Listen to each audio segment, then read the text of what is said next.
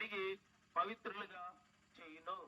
భూలోకములో ఆయన ఉన్నప్పుడు అనేక మంది కుష్ఠరోగులను ఆయన బాగు చేస్తూ వచ్చినాడు.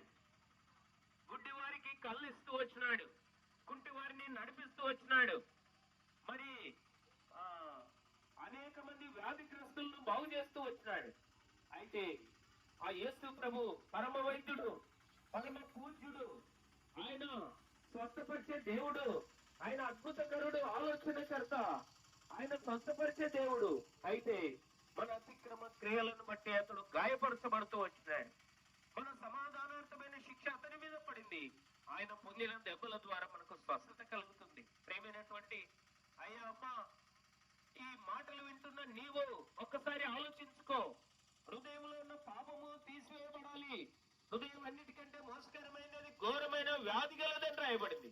ఆ ఘోరమైన వ్యాధిని తీసివేయబడి మోక్షానికి వెళ్ళాలి అంటే యేసు మాత్రమే, యేసు ఒక్కడు మాత్రమే రక్షించుటకు సమర్థుడైన దేవుడు. అటు రక్షకుడు నీకు కావాలనుకుంటే ప్రభువైన యేసుక్రీస్తునందు విశ్వాసం ఉంచితే నీ పాపములన్నీ కూడా క్షమించబడతాయి.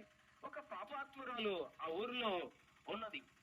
యేసు ప్రభు ఆ యొక్క సీమోను అనేటువంటి ఒక ఇంటిలో ఉన్నప్పుడు ఆ పాపాత్మురాలు యేసు ప్రభు యొక్క పాదాల దగ్గర పడి ఆయన పాదములు ముట్టుకుంటూ వచ్చింది.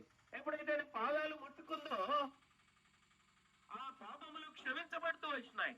కనుక ఆమె విస్తారంగా ఆయన్ను ప్రేమిస్తూ వచ్చింది. యేసు ప్రభు ఆమెతో ఒక మాట చెప్పినాడు, కుమారి నీ పాపములు క్షమించబడినవి, సమాధానము గలదానివై పొమ్ము అని.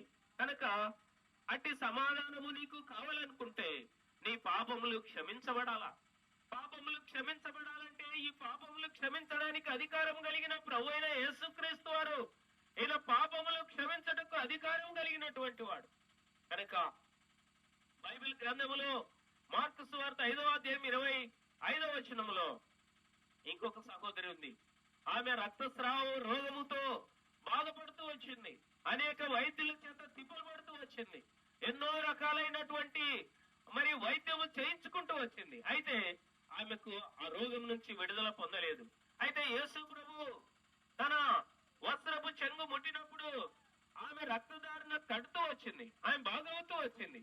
యేసు ప్రభు నన్ను విశ్వాసం ఉంచితే నీ యొక్క రోగముల నుంచి కూడా విడుదల పొందగలుగుతావు. నీ పాపములు కూడా క్షమించబడతాయి. కనుక పాపులను రక్షించుటకు క్రీస్తు యేసు లోకమునకు వచ్చనను వాక్యము నమ్మదగినది, పూర్ణాంగీకారమునకు యోగ్యమునై ఉన్నది.